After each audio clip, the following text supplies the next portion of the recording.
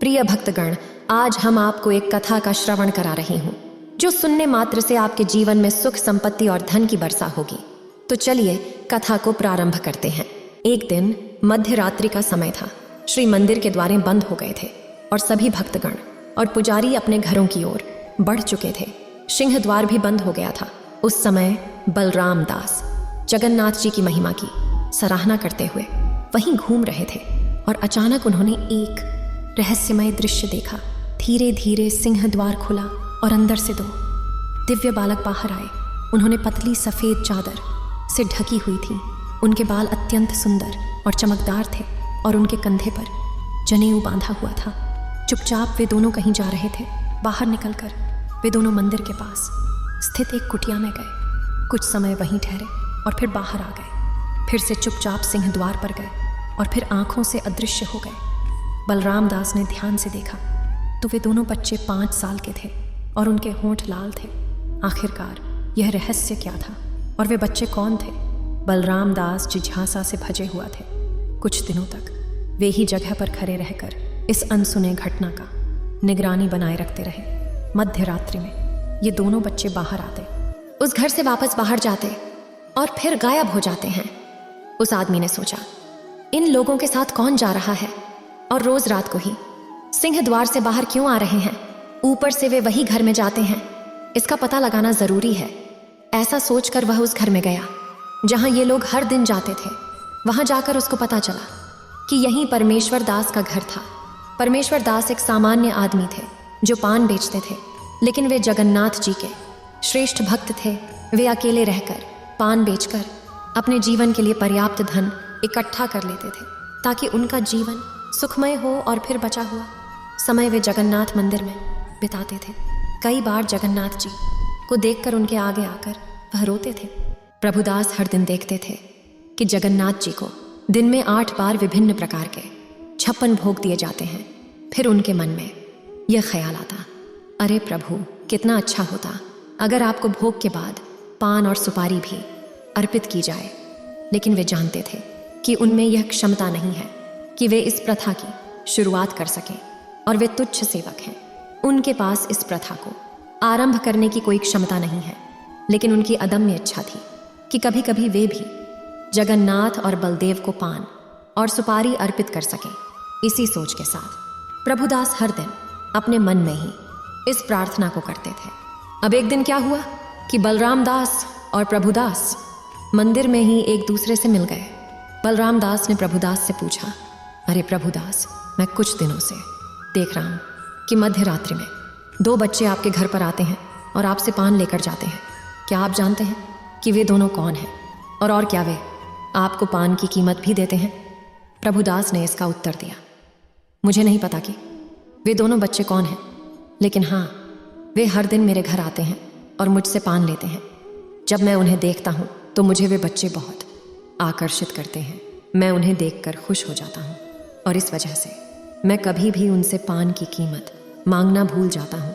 फिर मुझे क्या करना चाहिए? जब तक मैं उनसे कीमत मांगता तब तक वे बच्चे मेरे घर से चले जाते हैं। अब इसमें मेरा क्या दोष बताओ? प्रभुदास के उत्तर सुनकर बलराम दास ने कहा, अरे प्रभुदास, आप बड़े ही सीधे साधे हैं। आपको याद रखना चाहिए कि आप व्यापार कर रहे हैं। व्यापार? हाँ, ऐसे कैसे? आप किसी को बिना मूल्य लिए पान दे सकते हैं। अगर ऐसा ही चलता रहा तो आपका घर कैसे चलेगा, बताओ? अच्छा देखो, आज से अब आपको एक काम करना है। जब भी वे दोनों बालक आपके पास आएंगे तो आप उनसे पान की कीमत मांगना, और अगर वे आपको पान की कीमत ना दे पाएं तो उनसे कहना कि वे अपनी अपनी चादरों को आपके पास छोड़ जाएं। हाँ, तब समझ में आएगा। वो दोनों बच्चों को बता दूंगी उन्हें बिना पैसे दिए कुछ नहीं मिलता। हाँ, अब दोनों छोटे बच्चे प्रभुदास के इस सुझाव को पसंद कर लिए। अगले दिन फिर से मध्य रात को वो बच्चे प्रभुदास के घर आए, लेकिन इस बार प्रभुदास तैयार थे।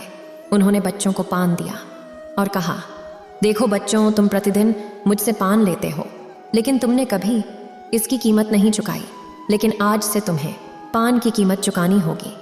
हाँ। इसे सुनकर बच्चे हैरान हो गए। उन्होंने पूछा, हमने कभी तो कुछ मांगा नहीं और हम तो प्रतिदिन तुमसे पान लेते हैं, कभी हमसे कीमत क्यों नहीं मांगी?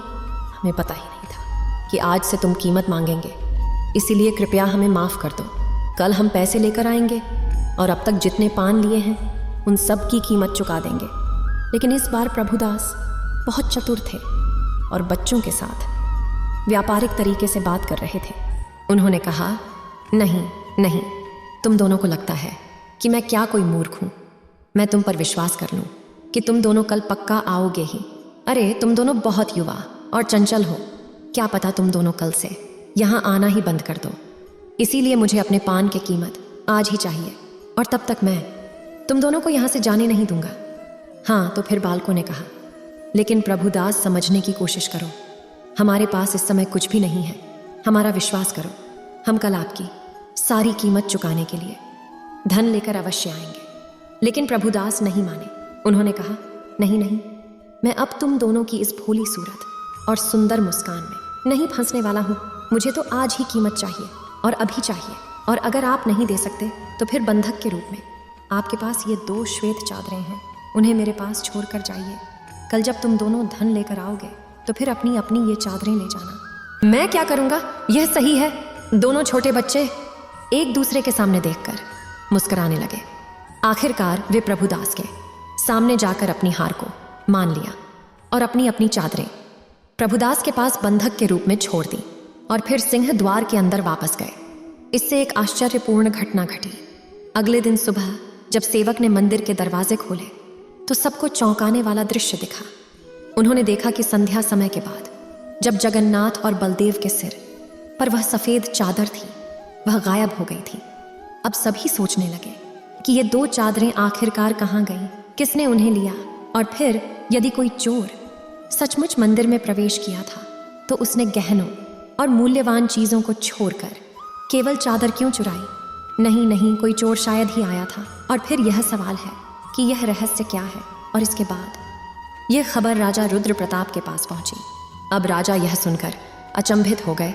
वह इस काम के लिए भगवान के सेवकों को ही जिम्मेदार ठहराने का निर्णय लिया और राजा ने आदेश दिया कि जो सेवक जगन्नाथ जी की सेवा में उपेक्षापूर्ण थे उन सबको दंडित किया जाए। और इस प्रकार उन्होंने उन सभी सेवकों को बंदी बनाने का आदेश दिया। जगन्नाथ जी को यह कैसे पसंद आ सकता था कि उनके निर्दोष सेवकों को बिना किसी भूल के ही सजा मिले। लेकिन फिर भी यह सब उनकी प्रेरणा से हुआ था। उसी समय बलराम दास आए और राजा को सब कुछ बताया जो हो चुका था। इस प्रकार भगवान जगन्नाथ और बलराम प्रभुदास पानवाला रात्रि के समय वहां जाते थे और प्रभुदास ने उनकी चादरें बंदी के रूप में रख दी थी। बलराम दास ने राजा से कहा, हे राजन, इसी कारण भगवान जगन्नाथ और बलराम की चादरें अदृश्य हो गई थीं। और यह भी अर्थ है कि नाथ जी पान खाना चाहते हैं, इसीलिए अब आपने उनके 56 भोगों के साथ साथ प्रतिदिन पान भी उनको अर्पित करने का आयोजन किया है। राजा प्रताप रुद्र ने यह सुनकर बहुत हैरान हो गए। उनके मन में गहरा आश्चर्य हुआ और वे बहुत चौंक गए। जिस कारण से जगन्नाथ जी स्वयं उनके घर में आकर पान खाने के लिए आते थे, वह केवल उनके अर्पण और भक्ति भाव के चलते थे। इसी कारण उनके प्रिय भक्त प्रभुदास से मिलने के लिए राजा भी स्वयं उनके घर जाते थे। जब प्रभुदास को पता चला कि जगन्नाथ और बलदेव उनके पास पान खाने आते हैं तो वह बहुत खुश हो गए और हर्षित होकर वह दोनों चादरें लेकर आए जो उन्होंने बंधक के रूप में रखी थीं।